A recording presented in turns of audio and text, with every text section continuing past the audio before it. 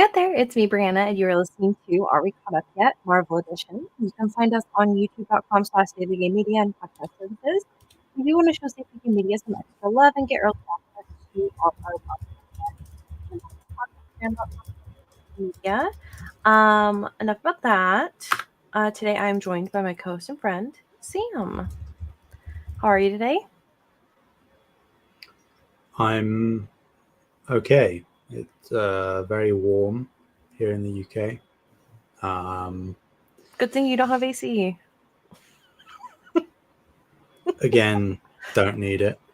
But yeah, no, all right. Ted's under the desk, keeping me company. Yeah, I'm okay. Glad to hear it. I'm sorry it's hot. I wish it wasn't, because being hot is literally the worst. Yeah. At least I'm not busy. Well, I mean, I am busy, but I'm not busy as I usually am. That is a positive. Get to like play some games and do some fun stuff.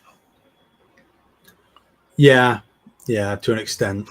Also, just trying to find time to be away from screens, because that's just my life at this point, and I need to metaphorically and literally touch grass. What's that? That is a good question. I've heard about it, but I don't know what it is. I'll figure it out one day. Okay, let me know when you do. Yeah. How are you? I'm tired, a little flustered this morning. Running late. I woke up 23 minutes after when we were supposed to start recording, and I was like, oh my god. I can't believe Luna didn't get me up, honestly, but that's okay. It's not her responsibility, but she should have. So yeah, I am tired. I've been awake for like 20 minutes at this point. And yeah, otherwise I'm doing pretty good. I got some new like bed sheets and stuff yesterday, so those should be coming in today or tomorrow because Amazon. And so I'm looking forward to like doing new decorations and stuff in my room, get into the autumn spirit and stuff. So yeah. I'm also, my boss is on a vacation for 2 weeks, so I'm now the operations manager for 2 weeks. So yeah, I'll be busy and probably stressed. Cool. Good stuff. What have you been watching, if anything?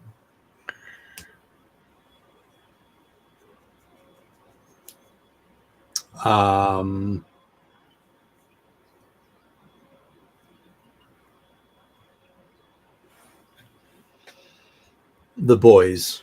That's all I've been watching. Trying to get my way through that latest season. We got things piling up. You got the bear that I've got to get to. The new Lord of the Rings season is coming out at the end of this month. Then I've got a new Marvel series in like October. You've got Severance on the horizon. You've got that's a pretty distant horizon. I mean, yeah, but you know what I mean in terms of the click at which I get through shows. Then you got Last of Us Part 2 and the horizon. Yeah, I mean that is the distant horizon.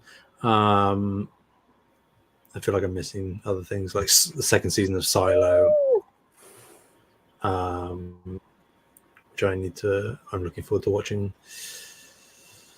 Yeah, there's just a lot, but I'm not really watching anything in particular, so that's me. Fun times. I don't think I've been watching anything in particular either. I have been watching some anime. which is normal, but not a lot. I feel like I've been watching a lot of YouTube recently. Other than that, let's see. I haven't seen it yet, but we talked about this barely yesterday, but I do really want to go watch Long Legs. Um, I haven't seen that yet.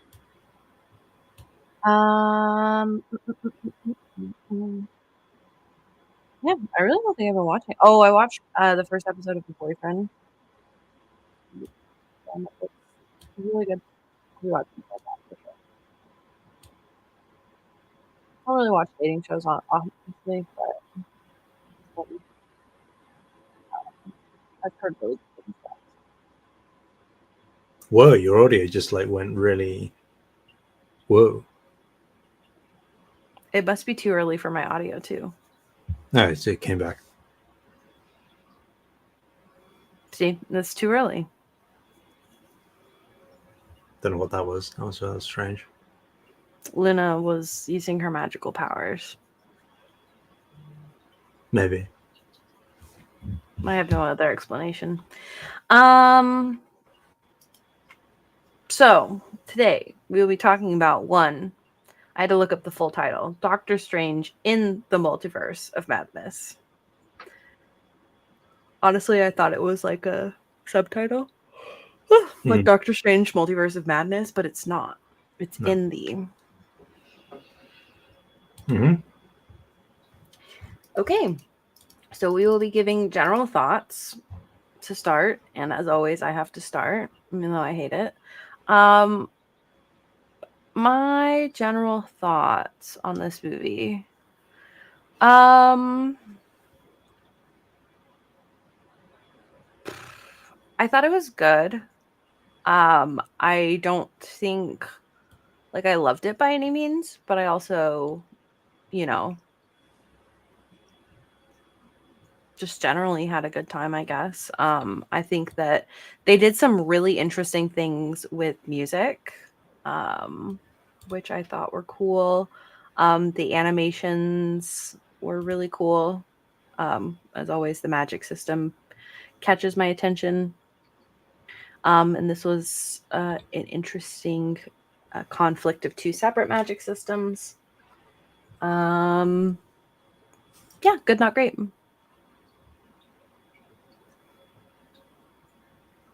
Interesting. You know those movies that you're just like, oh, I'll throw it on, whatever.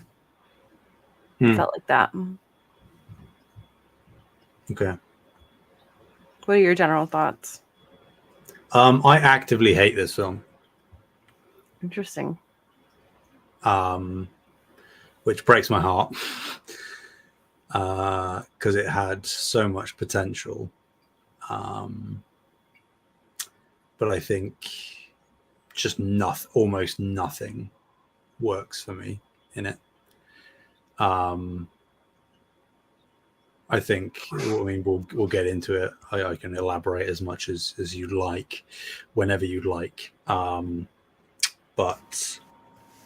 get into it. I need the tea.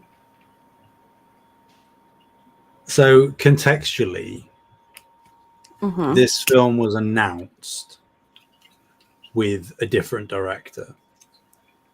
Okay. It was announced with it was going to be Scott Derrickson, who directed the original Doctor Strange. Okay, makes sense. Yeah, makes sense. And at the time, it was announced that Scarlet Witch was going to be in the film. And they were suggesting she was going to be, like an adversarial type thing. And Scott Derrickson at Comic-Con, I think it was, or whenever the film was announced at a panel, he said that it was going to be the MCU's first scary film. Like, he said that the things that drew him to Doctor Strange in the comics was the sort of gothic, mystic horror kind of, not necessarily Lovecraftian specifically, but just delving into that corner more. And that might not be everyone's cup of tea, but that certainly spoke to me, because again, this was sort of at the time where nothing had come out from Phase 4. So not even like WandaVision, which kickstarted the whole, TV and now new film era. Mm-hmm. So all the pitches we were getting was that everything was going to be a different flavor, and we at the time were thinking, well, that is really after Endgame. How do you keep the train running? And it's like, well, you're going to have to switch up the flavors you're giving. So like a scary film with Doctor Strange seemed really cool, particularly not that the first film was scary by any means, but I think that corner of the universe certainly allowed for those kind of things. Scott Derrickson was shortly thereafter removed from the project due to creative differences, and Sam Raimi stepped in to direct. Sam Raimi, of course, being the director of the Tobey Maguire Spider-Man films. Okay. So we were like, well, that's a hell of a replacement. If you're going to bring someone in, the guy who made the very first Spider-Man films that are beloved, perfect, bang on, does a great job with villains, awesome. Also, Sam Raimi, very famous for his horror films, Evil Dead, that series. Match made in heaven, seemingly. He's done comic book superhero films before. He's done horror films before. Bang on. And I think that this film, it also has the head writer on the Loki series, Michael Waldron, writing it, and Loki was excellently written. So I was like, well, no way this film can fail. And I think the film fails to be scary. I think tonally, from what Doctor Strange was established as, it just feels jarring and weird. I think a number of the performances in the film are pretty poor. I think the writing is at times horrifically bad. I think that all of the criticisms people levy against these films are just being cameo fests. They really didn't do anything to counter those arguments with what they did here. They just brought in this character, that would be cool, and then did absolutely nothing with them. So it's just sort of like pointing at monkeys in a zoo going, oh, look at that. They aren't doing anything interesting or compelling with them as characters. I think the visual effects are more often than not pretty subpar. I'm going to highlight even now the third eye that he has on his head. Yeah, that one does look weird. And like that's not to say that there aren't interesting things in the film. I think that both Michael Waldron, the writer, and Sam Raimi, director, said that they didn't watch WandaVision. So they essentially got like the spark notes of WandaVision. Right? And I think like the least you can do is watch WandaVision if you're capable, or if this was entering production around the same time as WandaVision, at least ingratiate yourself with the creative team over there so you know the intricacies of the story. Because I, for one, think that the turn that Wanda makes in this film makes absolutely no sense if you've watched WandaVision. And I agree with that. How that I was going to ask you about that because I was very confused. I was like, it seemed like she was turning a new leaf. Am I crazy? Yeah. And like again, her motivations, relatively justified, understandable. You get it that she's still looking for her kids, but from where she was at the end of WandaVision to now, there is a massive jump, and they don't explain it at all. So there's, I think, the cardinal sin that this film makes, which is something that almost no other MCU project has done before or since, is that it doesn't like fundamentally definitively break canon, but it kind of feels like it just is wanting to do its own thing despite all of the other things that it's trying to rope in to make it feel connected. It's bringing in characters that they don't do anything with, or they're bringing in pivotal characters like Wanda and just deciding, well, this is what we want to do with the character. Doesn't matter what's just happened or what's happened in the past. Yeah, it's just a mess. I think that if I think there is a world where if Sam Raimi and the writing team had lent fully just into the zaniness of it, that might have worked. Or if they had fully lent into the horror side of it, which there are elements of, I will admit, that also would have worked. But they tried to blend it together, and I think that tonally it just doesn't gel well.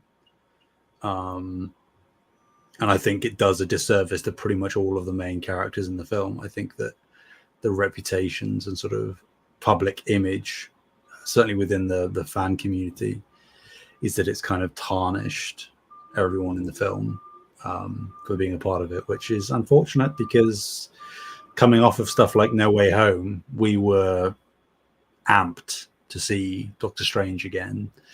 And obviously Scarlet Witch coming off of WandaVision. So yeah, I really, really, really don't like this film. And it makes me sad that I have to say that. That's a bummer.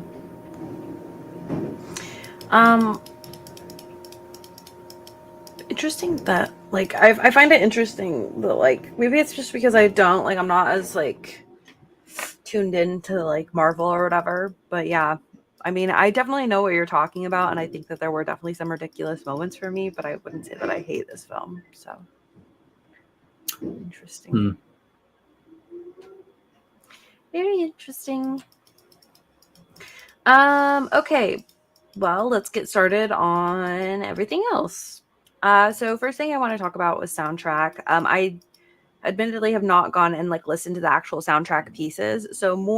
So I think that like a lot of the songs in the soundtrack were generic. However, I do think that they did interesting things with the soundtrack. Specifically, there's that fight between like the two Doctor Stranges that they use music, and a lot of the music that they're using, of course, is not music that they composed themselves. But I did think that that fight was interesting, and I think that some of the music that was used in that fight is kind of repeated a bit later on. And so, yeah, I just thought that they did some interesting things with the soundtrack. Not necessarily that the soundtrack was good or bad, but I haven't listened, so I can't tell you if there's any good tracks or anything in the soundtrack yet. So yeah, I would agree.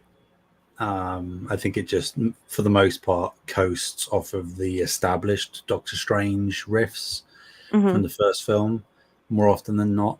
I would agree, like, obviously the music fight, which is contentious in the community, in the fan community in and of itself, whether people think it's cringy and corny or corny but cool, you know, like interesting. And I do land on the interesting side. But I get the corny, like cringy. Oh yeah, I for get sure corny.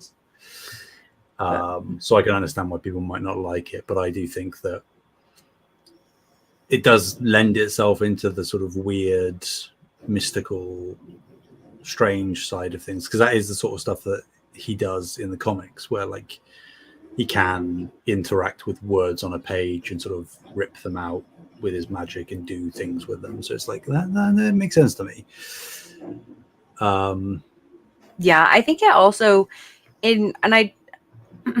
especially since they kind of did whatever they wanted for this, maybe I shouldn't read too much into it, but I do think that for me it kind of also like is an interesting perspective on how the magic system works, because one, it shows you that they're like kind of they're utilizing whatever is in their environment, because the magic system, like specifically like that Doctor Strange and stuff uses, like it seems to be based on like what they can think of, right? Because it's like almost like not like an imagination based, but like very similar to an imagination based, like what can you think of, and like what's like possible within the realm of that magic. So I think it's interesting to kind of like it like doubles down on that, where it's like, okay, so he sees the music and he decides to use the music notes, and then like the other Doctor Strange responds with music notes, which then kind of creates like this symphony. And yeah, and then it kind of, I think like especially when he like uses the harp, because before that they're kind of using a lot of like notes literally pulled out of the like music pages, but then he like physically creates a note with like the harp, which I think is like, I think it's interesting to kind of switch between those two and have it like provide the same outcome, and like reflects how the magic system and stuff works. So I thought it was interesting. I'd agree. Okay. This next bullet point I have that we usually go over is Bechdel test. I believe that this does pass the Bechdel test because I believe Christine and America talk. And they don't talk about Doctor Strange for one of the conversations, I believe. So, hey, that's a positive. That's a positive. Yeah. Okay, and then I kind of want to get into characters / questions, question session. Is America from the comics, or is this a movie original character? No, America Chavez is from the comics, yeah. Okay, interesting. And that's like normally what her powers are like, is just like ripping through realms and stuff. Specifically with star-shaped portals, yeah. I mean, the stars. Her name's America. What do you want? Obviously, yeah, of course. I mean, even her outfit. She's obviously America. That's right. I did think her whole thing was a little. Listen, maybe I'm just not gung ho on America right now, but I was like, all right. I do think her power is really cool. I don't think I necessarily understand how it works, and obviously she doesn't really understand how it works either. I'm interested to see if / how she'll be utilized in further films. I specifically I know that we're at some point going to get some additional Avengers films. And I wonder if her being around will kind of change things in that fight, because Maybe. if she has access to the multiverse, then would probably come in handy, I would assume. Yeah, especially if you can get multiple heroes and stuff from other places. I do like that she's at the end of the film. I like that she's training, to use magic and stuff, because I think that she needs that additional, because her power, while her power is incredibly strong, I think that it's not really helpful for defending herself. So yeah, the one thing I don't like though is that she's just learning regular magic. Because I don't know, I would have preferred it if she was still at Camartage learning and stuff, but learning to control her specific ability rather but she already knows how. What you know what I mean, further refining it or using it to go and do things for Camartage rather than just learning to become a regular sorcerer, because the implication is then that she will be able to use regular Doctor Strange type magic as well, which I'm not overly fond of, because I feel like she loses some of her uniqueness in that capacity. And also I think it could just be an optics thing in terms of projects releasing close together, but I do find there's a strange thing where they are trying to unintended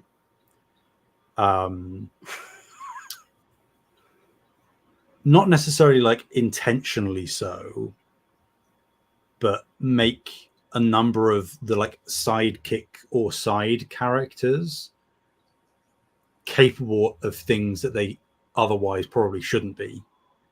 So you have America, she can, punch the multiversal portals, which nobody else can do. That should be enough for her. That gives her an edge in any fight. It doesn't matter who she's going up against. But now she's learning regular Doctor Strange magic. Okay, I guess. But then, not that he's training at Kamartaj, but you even had like Ned from Spider-Man, who can now sort of use magic and can conjure the portals. I was like, what? Not only are you kind of like, again, just making the characters a bit more amalgamous and just feeding into a pile and making those individual characters less unique in the way that they contribute to their given niches. So like the way that Ned is like Peter's guy in the chair, you know, like if he can cast magic, then he isn't going to be that anymore. So he's just going to be like another Wong. And by proxy, by doing that, you are also kind of taking away the specialness, I would say, of Kamartaj and the sorcerers there. Because now you're implying that, which I guess is technically true, because Strange didn't know that he could use magic until he went to Kamartaj and tried. But the way that you're presenting it, it just seems like more and more people, almost every single project, are capable of using the magic. And we're getting less and less characters that don't have powers of any kind. And I feel like you kind of need that groundedness of just regular, average, everyday people in Pepper Potts's and the Neds and the MJs and, you know, those kind of characters. You need that to ground the you know, super realism of the hero side. So I feel like that's a strange choice as well. I like that she is at Kamartaj again. You know, like it makes sense. She was introduced in the Doctor Strange film. Portals, you know, she is technically using the kind of magic you would assume. So that understandable, but it's just weird that they show her conjuring the yellow stringy lines and stuff. This is can't we just have people at Kamartaj learning different types of magic? Or, you know, mystical abilities or multiversal abilities or whatever? Do they have to all learn the same thing? Yeah, I mean, I definitely get what you're saying, but I also think like in order for her to like be able to go find her mom's, I think that she like needs some sort of defense, right? And her magic doesn't appear to have like a lot of offense and or defense capabilities from what I saw in the film. To be Sure. fair, I have no knowledge of the comics and what her powers actually Yeah, entail. I mean, you're technically not wrong. I just think it's weird how they presented that, because you sort of answering your question, you could I don't know how they do it. I'm not suggesting that I can propose something right now, but you'd think that they would, instead, to maintain that uniqueness to America and sort of like the mastery of her ability that she gets by the end of the film, so it seems, that they would find some way to present her using that more offensively. Because it's sort of, I don't know, like, I guess it diminishes how capable America should be on her own with the abilities that she already has, in a way that she is now seemingly, like you say, sort of dependent on learning this other thing that a lot of other people can do in order to protect herself, or defend herself. You know what I mean? Yeah, it's just weird. I don't think either of us are wrong necessarily. I just think maybe it's more just the way in which they presented it without really any explanation, because they don't even seed it during the film that she is capable of using any other type of magic outside of the portals. Yeah. So, I mean, I think that probably honestly could have been a really easy fix, that when she yeah, like stole his slingy thing, she like actually if made she a had tried to portal, use it, yeah. and it did like the Ned kind of sparking for a moment thing. Yeah. Very easily see that early on in the film, that you can tell that she can use her fist portals, but she is also capable of something else, where you just see her at the end sort of conjuring these things, and you're like, where did that wait? Hang on a minute, where did that come from? Yeah. Okay. Let's see, what else did I want to talk about?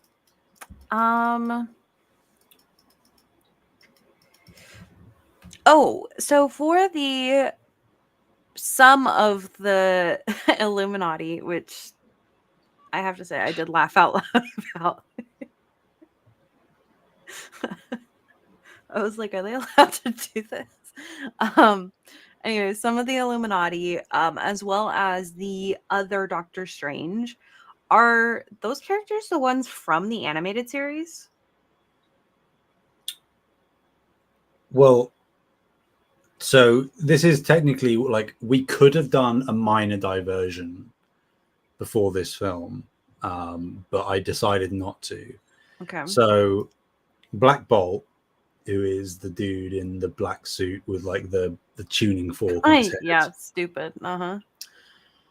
He's in the comics the leader of the Inhumans, which is a group of essentially like mutants, like X-Men, but they live in a secret base on the moon. It's a long story. They, in the comics, walk through a strange alien mist that they have contained on their facility, and that gives their population their powers. And it's sort of like a coming of age ceremony that they do, and everybody gets a different ability. There was a show about the Inhumans with that actor as Black Bolt, but that was in the era of the Netflix shows with Daredevil, where it wasn't connected at all and they were just in a separate silo. Oh, and interesting. Inhumans is considered one of the worst TV shows ever made, and certainly one of the worst superhero projects ever made. God, we didn't watch it then. Indeed. So he's there as like a nod and a wink to his lineage, because he was like one of the very few good things. He does have a sort of gravitas in the way that he can't speak. He does a lot of good facial acting, which I think for the very brief amount of time we got him here, we could see that. From What If, you're right.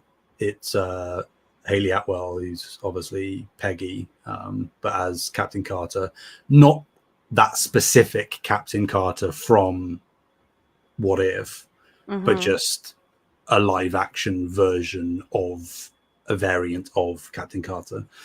Because you can imagine people would probably be quite up in arms if they brought Captain Carter into live action and then killed her, and they were, that was the one from What If that just got split in half after she did again basically nothing. Then you have Maria Rambeau as Captain Marvel, obviously played by the same actress who played Maria Rambeau in Captain Marvel. Obviously, just a version where she was on the alien fighter jet that day instead of Carol, and got the powers that way. You've got John Krasinski as Mr. Fantastic from Fantastic Four, which hopefully may be coming back. I mean, he's not. Oh, dang it. He's not? They confirmed it already? Wait, you don't know who's playing Mr. Fantastic in the Fantastic Four film that's coming out next year? No. Oh, dear, Bree. Do you want me to tell you? Sure. Daddy Pascal. Oh, okay, yeah. If they're gonna replace Jim, then yeah, Daddy Pascal is a great choice. Yeah, so but John Krasinski was fan cast as the character for a number of years. Once Disney bought Fox, which obviously included Fantastic Four and the X-Men characters. So they, again, like a sort of knowing wink to the audience, they included him here as a version of Mr. Fantastic. And then we had Professor X, Patrick Stewart. And again, we could have technically done a diversion here to go back to at least a couple of the old X-Men things. But I decided to hold off because I don't think it really mattered contextually for this film. Like, you saw him, you know who it is. Yeah, I did know who it is, and I don't even think reason. It's the same version of him. So no, it's just that they were in his yellow chair that was from the animated series back in the day. Not that it is that version, but just giving us a live action representation of it. Yeah, and then obviously a version of Mordo, which doesn't really matter. No. Yeah, it's so strange because a lot of the marketing for the film was sort of teasing the Illuminati and how cool it was going to be, that it was this kind of like multiversal council that was protecting and watching and controlling, and that is a really cool concept, which is what the Illuminati are in the comics. But again, it's like they just did nothing with them. They did nothing with them. And I know that they killed them all off quickly to show, oh, Wanda's so powerful and she's just on a crazy rampage. But again, why is Wanda so bloodthirsty? I don't understand it. Why is she so bloodthirsty? She even says to Mr. Fantastic, she's like, is their mother still alive? Good, then someone will be left to raise them. And then she like shreds him like spaghetti and pops his head. It's like, what? Why? What did they do? They just stood in front of you, and you just, I don't understand. I don't understand. It makes no sense, and it makes me very upset. So, I mean, I thought that, I do remember definitely thinking, like, why is she like so like why is she going so hard with this? Because especially like we were saying, like after the TV show, she seems to have like at least somewhat reformed, and she just controlled an entire town. Mm-hmm. And like I would definitely argue that like the killing spree that she goes on is a million times worse than like holding a town hostage for a while. Yeah, I mean, by definition, right? Like you're just objectively killing people, and she just incinerates people at Kamartaj when she attacks. It's like, what are you doing? Yeah. So it is interesting that they like did not give context for why she's like suddenly snapped. Because like we saw at the end of WandaVision in the post credit that she was in that cabin, out in the woods, and she was like, you know, in her spirit form reading the Darkhold. So it's clear that the Darkhold was corrupting her, or at least she was using forbidden magic to try and find her kids out somewhere in the multiverse. But even with that, is like, that is still a massive jump to go from that to even just where she is at the beginning of the film, where she is walking with Strange and is lying to him, and then the whole facade goes away.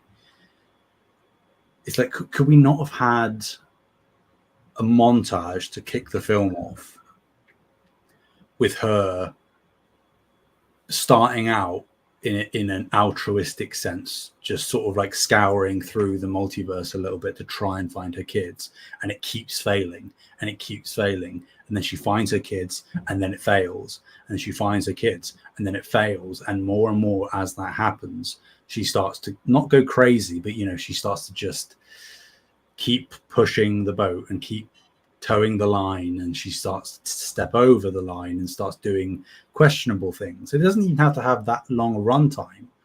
You could give it 5 minutes, 5-10 minutes at the start of the film, Mm-hmm. and then you see her cave, and you see her figure out about America, and she's like, well, that gives me like the definitive, easiest, cleanest option, and then you can run into the film as it goes. And I just don't understand how they thought they could get away with that leap in character motivation and behavior. It just absurd to me. Not just the writer and director, but how anybody screen testing the film weren't at any point going like, hang on a minute, does it matter in the grand scheme, in the wider audience perspective as much? Almost certainly not. But if we're building a universe where things should be consistent and kind of by definition have to be consistent, this is a major, especially with probably what was at the time their single by a country mile most popular female character. I don't know, Chief. I don't know. Well, the thing is like they also like, I mean, from what I understand from the end of the film, they've also now killed her off. Yeah, she is dead, or is she? Well, the thing is like I could easily see it being like, oh, she just teleported out from under the rock and went to the multiverse, and now she's fine. Like I could see them like easily like being like, it doesn't really matter, kind of thing. Yeah. I don't know if that is what they did or not. But it just feels like what a bummer that they are using the character in this way. I also feel like maybe I just don't understand Scarlet Witch, but like I also feel like I would have liked to see like not just like Wanda, but like an actual Scarlet Witch moment later on. But to be fair, I think like where she may be likely to show up, the show hasn't aired yet. So guess Are it would. you speaking about Agatha? Yeah. Yeah. Certainly, it's possible. I'm not putting my chips on that bet yet. No, I wouldn't either. But it would make the most sense, and the trailers have like discussed Wanda's death, so it's like that doesn't mean she's going to show up, but it certainly means that it's going to be discussed at least. So could that lead to her being resurrected or found in the multiverse? Whatever happened to her, maybe. But I would say if it doesn't happen in Agatha, Scarlet Witch will come back. Even now, despite what they did to her with this film, both Elizabeth Olsen and Wanda and Scarlet Witch all combined are still incredibly popular with the fans as a character. So I don't see any world where she doesn't come back for at least one of the next two Avengers films. Yeah, I don't know. Like, I don't think for me it even makes sense for the character to die there. Because it's like if she really was this crazy powerful, then wouldn't she be able to get rid of the book without sacrificing herself? And if she did have to sacrifice herself, why did they not discuss that at all beforehand? To be like, you know what, like, I think it's my responsibility to get rid of this book, but in order to do so, like, I have to, like, give up my life, whatever it is. I don't know. It just feels weird. And I don't think I believe that she's actually dead. If they just make it that she's actually dead, I have lost complete faith in Marvel creatively. Because even if that was the intention for these filmmakers and writers, if they don't like retcon that and logic it away and find some way, because a lot of the community is hung up on the fact that as the thing is crumbling on her, you do see that flash of red. Yeah. And people are like, what is that, her like not literally exploding as it collapses on her, but is that just like, you know, a final kind of poof of indicating that she's dead? Maybe. But people are also hung up on the idea that maybe she inadvertently, you know, casted some kind of spell last second that even if she didn't intend to, saved herself or transported her away or did something. I don't know. Because not that it's like it's certainly not indicated that this is the case, but I think there is a lane they could go where this isn't how it works, but just as like a hypothetical, they make the Scarlet Witch not just a mantle that is assumed by a powerful sorceress, but also to some extent a corporeal thing that actually exists in the ether that inhabits the person that becomes the Scarlet Witch, that takes on the mantle, and that by taking on the mantle you know, embody whatever this ethereal thing is. in the same way that, like, not in the same way, but in the same way that Hulk is like a separate entity within Bruce Banner. Mm-hmm. Like that, you know what I mean?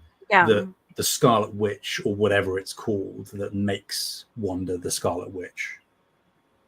There is some kind of like autonomy to whatever this thing is that can kind of do things against Wanda's will, which I think is, again, a way that they can retcon this weird heel turn that she takes in this film, where yes, she was reading the Darkhold to find her kids, but by doing so, she unleashed some kind of thing that meant that Wanda wasn't actually really in control a lot, if at all, in the film. And there was something just doing evil, dark things.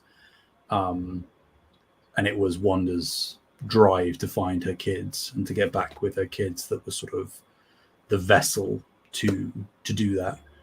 But I don't know. If they're clever enough to do that, I'll applaud them, because that's what needs to happen, I think. A retcon of some kind.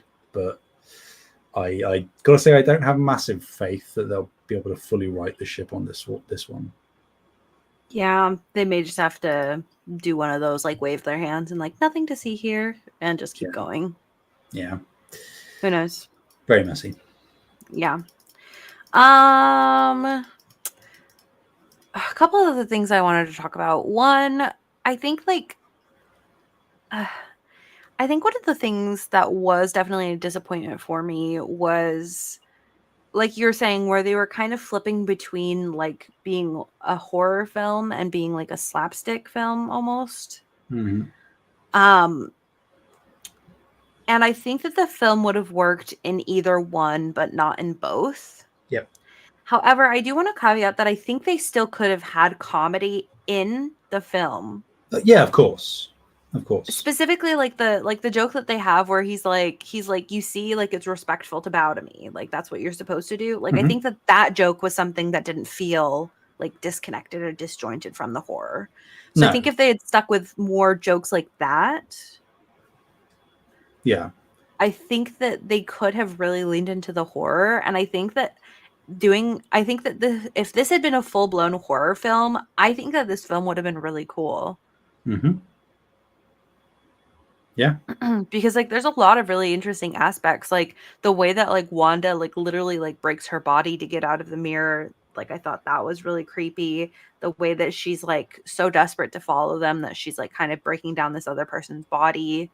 Him like resurrecting himself, even though they did it kind of like almost comedically, but him resurrecting himself in a dead body is also could have been like very like more leaning into like the horror aspect of it than like the I don't know, like the soul. I think that they did interesting things with the Souls of the Damned, but like again, could have maybe leaned in more like a horror. Not that it was funny by any means, but I also feel like that one was more leaning into the cheesy.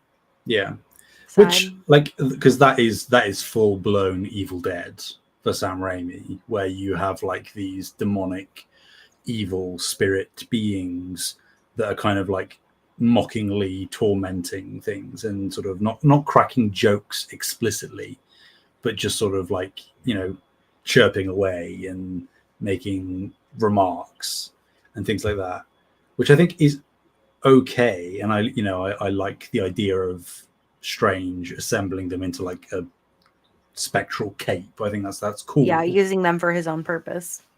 Like bending them to your will. But then you have stuff like Christine using that urn and then being like straight into the camera, go back to hell. Stop it. Stop it. I actually kind of wish I'd like seen this movie with you. This is one of those where I think I would have really enjoyed your reactions. Yeah, it's kind of it's what I was alluding to at the beginning. It's like Sam Raimi did great with superhero films and he did great with horror films, but it's clear that he tried to do a mix of both with this, and it just doesn't work because there is the corniness to this Raimi Spider-Man films. There is a corny campiness to it, which is great, and it serves those films really well. I just don't think that serves Doctor Strange's character. No, well, exactly, because in everything we've seen Doctor Strange up to this point, he has been a very straight cut character. He has been the no nonsense business logical thinking guy, and now you have him doing quips and sort of winking at the camera, and it's like, what are we doing? I I get that it's a Sam Raimi film, and it does feel like a Sam Raimi film, but you're veering too hard into the Sam Raimi-ness of it, and not serving your characters and the actual content of the film in the correct ways. You are using the the characters and the story and the thematic content and everything as a vessel to make another Sam Raimi film. And I think that they gave Sam Raimi a lot of creative license, which is great to see for filmmakers, because you can get really interesting, cool, unique things by doing that. But I think that they let him coast based on his reputation and sort of lineage and body of work. When I think, if like we've both said, if there was just a little bit of tweaking to finesse down one lane or the other, the majority of this film actually could have been really cool, even if it played out mostly the same as it does. But there was just some minor creative tweaks made at pivotal moments and a few script edits. I think I would be singing a very different tune. Yeah. Honestly, I think, like, for example, like, I think that, like, when they almost break the fourth wall where Wanda, like, looks into the camera, like, I think, like, stuff like that, like, was really cool. Yeah, because it's played straight, and it's not like a Deadpool fourth wall break. Oh, look at me! I know I'm in a film. It's just sort of the traditional tropey kind of horror thing, where a person is doing something very ominously and eerily and slowly, and almost just without even really drawing attention to the moment. You just glance at the camera for a moment and just hold a sort of almost just deadpan stare there. It's unsettling. Yeah, it is unsettling. What we want this film to be. We and want also, it to be unsettling. Like, of all the characters, for Wanda to know that, like, they're actually in a film, like, I think that it, like, makes sense and is also, like, creepy, where it's like she realizes the audience is there, kind of thing. Yeah, I think in the same way interesting. that, like, you see stuff in What If. I know it's animated, but you see the Watcher sort of aware, because of how powerful he is and how all-seeing he is. He knows that there is an observer. He might not necessarily know exactly what that observer is, but he knows that he is showing these worlds to someone or something. And there are characters in that show that, as they become more powerful, they also become aware of the fact that there is the Watcher up in the sky, whereas other characters don't. And like you say, Wanda is, from the power level that she's shown to have, certainly a viable candidate to be one of those characters that is aware that there's something, even if it isn't meant to be her specifically looking at us in canon. It's just noting that there is something observing her, which is creepy. It is creepy. Sam, go back in time and fix this film. I wish I could. If of all the films in the MCU, I'll let Thor Dark World be bad. I'll let Incredible Hulk be underwhelming. I'll allow all of that. I want to fix this film. Because if there is a version of this film that exists out there in the multiverse that kicks ass, is creepy as hell, and like absolutely skyrockets the popularity of all of these characters, Strange, Wanda, everything. Whereas, like I've suggested, it's kind of put a bit of a wet cloth on all of their trajectories and momentums, which is deeply, deeply unfortunate. That is unfortunate. Do you think that there's like a fan edit cut that fixes this? Because, like, I almost wonder if they I wonder if there is a way in which you could, like, edit this film to not be perfect, but be better. Like, maybe take some of that cheesiness out. Yeah, I'm almost certain that there is. Maybe not like comprehensive full cuts, but I think that there is guaranteed going to be like edits of key moments and scenes that just sort of tighten it up a bit and, like say, take some of that cheesiness out that feels just abrasive and out of place. Because there is, some might say that the line is pretty close together, but there is a difference between traditional CU Marvel humor and slapstick, because it's not slapstick, and this film is more slapstick than Marvel humor. So not only is the humor abrasive for the amount that there is against the horror undertones of the film, but also the fact that it sticks out like a sore thumb in terms of the way that it uses comedy. Like it's a funny cameo because the guy, the hot dog vendor, right, who starts punching himself, that's Bruce Campbell, who is a long-time collaborator. He is the protagonist in the Evil Dead films for Sam Raimi, so they've worked together on basically every film he's ever done. Just fun cameo, nice nod and wink to the audience. But the fact that what purpose did that little bit serve? They got pizza balls, and then the vendor made a remark about money, and then Doctor Strange made him squirt ketchup and mustard in his face, and then start punching himself for 2 to 3 weeks. Yeah, and then they just walk off and they continue with the scene. It's like, what did we gain from that? It's just stupid. And it's like, as someone who will staunchly defend the superhero genre and the MCU specifically, this film embodies so much of the things that people think these films are. Maybe that's why it didn't surprise me when it was like that. Where it's just stupid nonsense that is nonsensical and just meant to be nods and winks and, you know, fan servicey type things and deep cuts. And it's like, these films are capable of so much more, and almost always they do so much more in terms of nuance and emotion and storytelling. And this film just plays into all of the tropes that give this genre a bad name. Can I be so honest? When you said that, because like I was not paying attention, obviously, to like the credits of like who was doing stuff. When you said that like it was Sam Raimi that directed this, like for me, I think that that's kind of made it make sense, because if we're looking, I'm not saying that the original Spider-Man films are bad. What I'm saying is that they're very much like cheesy slapstick comedy. So yeah, I mean that's like, I mean, it makes it make sense, right? Like it's like, oh, okay, well that's why the film is the way it is, right? Yeah, that's exactly what I said. It's that the Spider-Man films from him do have a schlocky, campy, cheesy nature to them, but they lean into it, and the films benefit greatly as a result. And Sam Raimi's horror films are almost always pretty good to great. I don't think I've seen any of his horror films. But he's just trying to blend it together with characters that are, given their trajectory and their narrative arcs up to this point, don't make sense to do that blending with.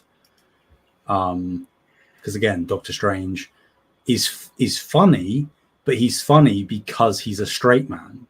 And by straight man, I don't mean sexually. I mean, like, you know, he plays everything straight. No. He's a very no-nonsense guy. So that's where the comedy of Doctor Strange is that he is often in contrast to the other characters who are more comedic outwardly. It's just, yeah, like again, this film is a Sam Raimi film through and through.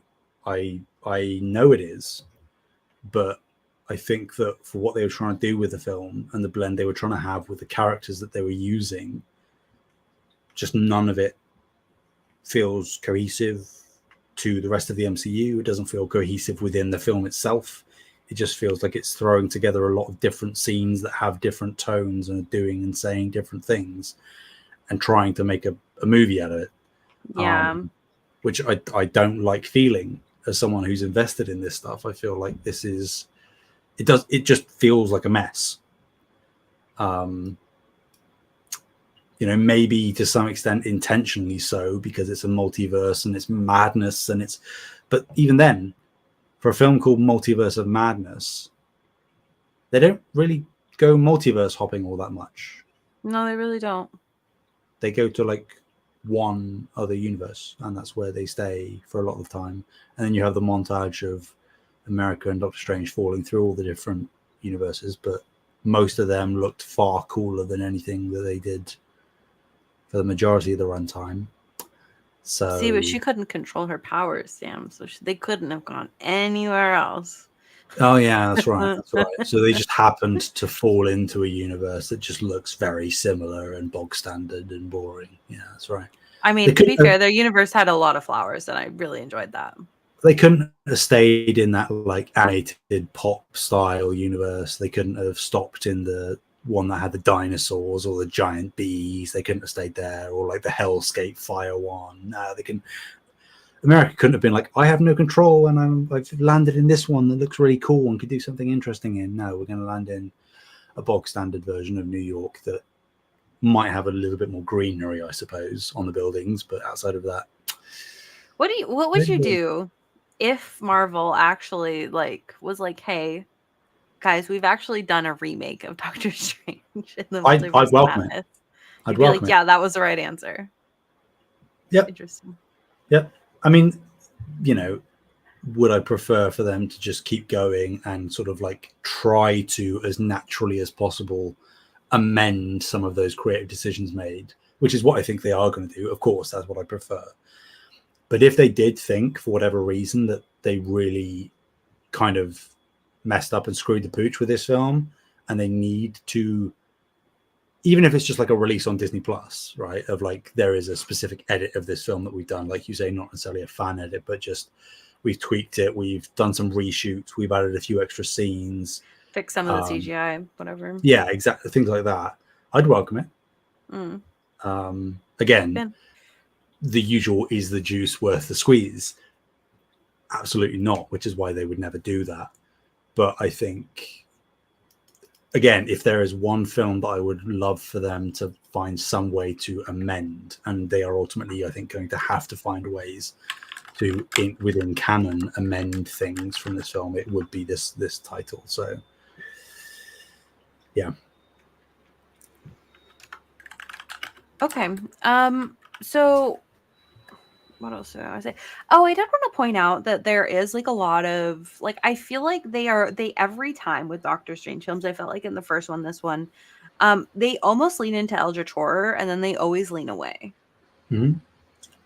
And I'm like, I think it would be fine if you leaned into the eldritch horror, because like Cthulhu is like the ultimate, like, I don't know, Cthulhu's pretty scary, like, So I think that because like the creature that they fought at the very beginning was very eldritch horror, even though like the CGI was a little bit cheesy. I don't know. I think that they could easily do like a Doctor Strange fights eldritch horror. So, yep. Take the comedy out, put in eldritch horror. That would have fixed everything. And just have the bog standard Marvel humor in very key, appropriate moments. That's fine, because that's what these films all do. Or you could just not do comedy. It is possible. I mean, yeah, but I think that like we haven't seen, even up to now, like present day, any project that is like fully played straight. So I'm not saying that it couldn't work, but I think that just for like the cohesiveness and consistency and seemingly what they want to do. But they could have left the one joke in and then called it. I mean, yeah, they can make a couple of jokes in the film, or like a recurring joke that shows up a couple of times. Because, you have Winter Soldier that's played pretty much straight, but it still has a few light-hearted moments between Cap and Bucky. Or you have Moon Knight, which is played relatively straight, but then you have Steven to lighten it at points. even like Infinity War, which is for the most part a relatively like depressing film for what happens in it throughout, there is still moments of levity. I think that, you know, Marvel typically do a very good job of that, of finding a good enough balance where they can still make the jokes that make it, you know, I think so widely appealing to the mainstream audience, where it is they get the whole package. They get the drama, they get the action, they get the special effects, they get a little bit of comedy, they get some of the pulling on your heartstrings. Most of these projects try to do all of that in varying degrees and different contexts, so they can keep that. But they should, in the same way that Eternals felt very different, and Moon Knight felt very different, and Loki felt very different. And even like, you know, Shang-Chi had real uniqueness to it. You can stick within the formula, but really push the boundaries. Mm-hmm. And I think they just went way too far in various different directions with this film. So they just didn't come together. All right. One last thing before we get on to what's next and like ranking and stuff. We have a post-credit scene. Well, we have like a scene where Steven goes crazy. Mm-hmm. And then we have two post-credit scenes. We will be ignoring one of them, specifically the second one. That's the actual post-credit scene. Who is that? What's going on?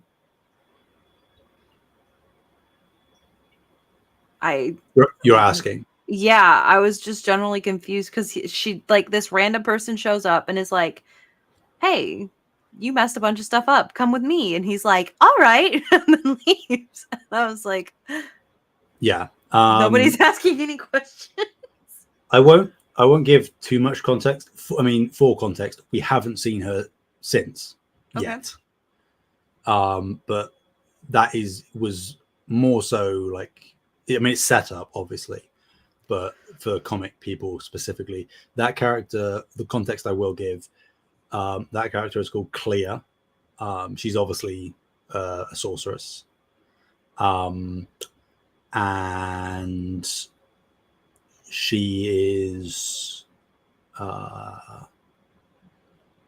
very intrinsically linked to Steven in different ways.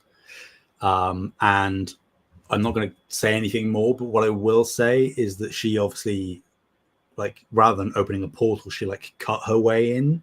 Mm-hmm. She's like sort a little of like knife. Slashed reality open, and on the other side was the dark dimension, which is where Dormammu was in the first that's what film. I was just about to say. So there is a very specific reason why she's going there, like contextually for her as a character. I don't know narratively specifically why they would go there straight away, but it's definitely setting things up. But it is very strange in the sense that they don't even say her name or anything, you know. But at least I don't think they do. They might do. No, they don't say anything, and like he doesn't show any indication that he knows who she is or anything like that. And then he's like I don't even think they really say anything beyond she's just like, "You have to help me," and then he just follows her. Yep. So they're going off to do something together. I was really lost at that part. I was like, okay. I don't blame you. Especially like when we just saw him go crazy. Mm-hmm.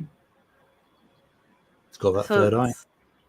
So it's like he just like loses his mind, and then he's like, "Yeah, let's go on an adventure." And then they could have held hands and skipped, and I would have not been surprised.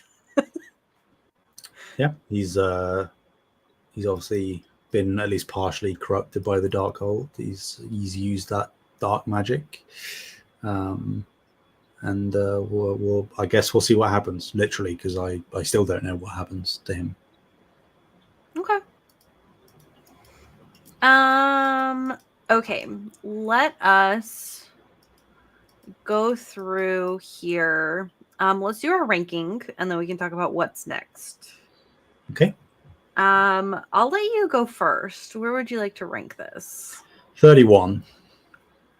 Okay, so above Ant-Man and the Wasp? Yeah. Okay. And barely above. I think that, some of the cool things that they have Wanda doing, as much as I hate it for her character, there is some cool visuals and cool moments in this film that redeem it and make it a little bit more of a potential rewatch very occasionally for me, more so than Ant-Man 2. That's why that's there. Okay. Right down the bottom there, where it deserves to be. Okay. Let us see, where do I want to put this? Yeah. Mm-hmm.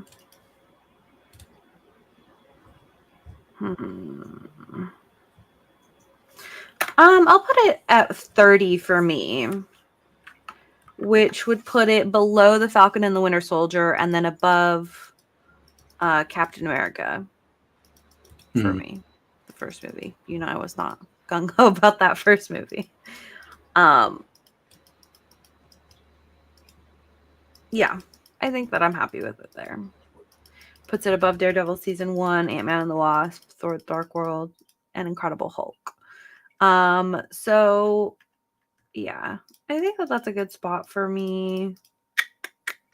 Yeah, I feel happy with that. I can always rearrange it if I need to later. Let's see.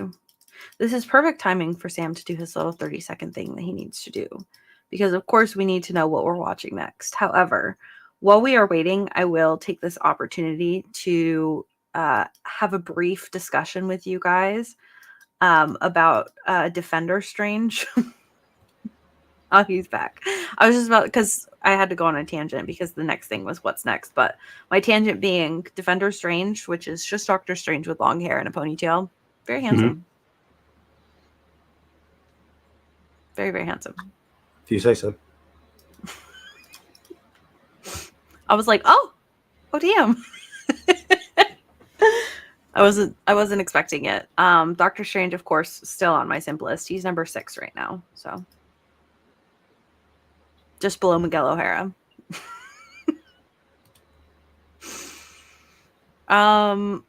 Okay, what are we watching next, Sam?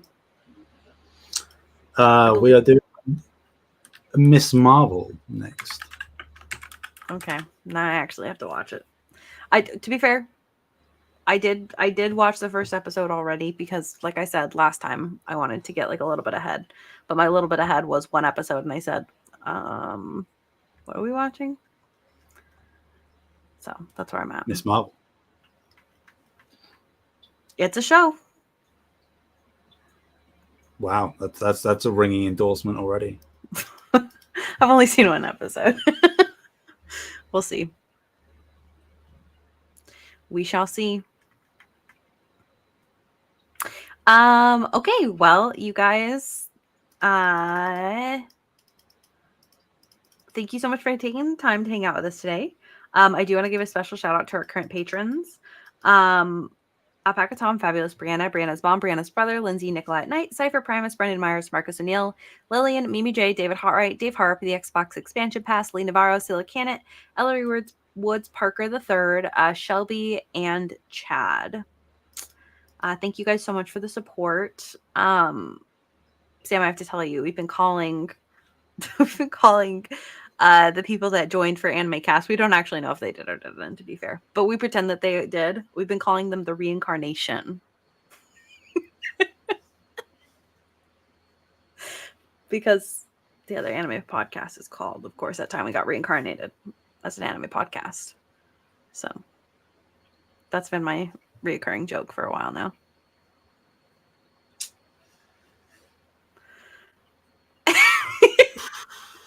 So if you too want to join the reincarnation, you can find us on Patreon.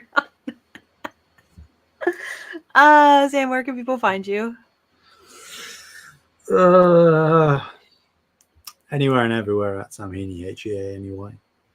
You can find me at Fabulous Brianna, FabulistBreanna. You can find Save the Game Media at Save the Game Media most places, except for Twitter/X, which is Save Game Media.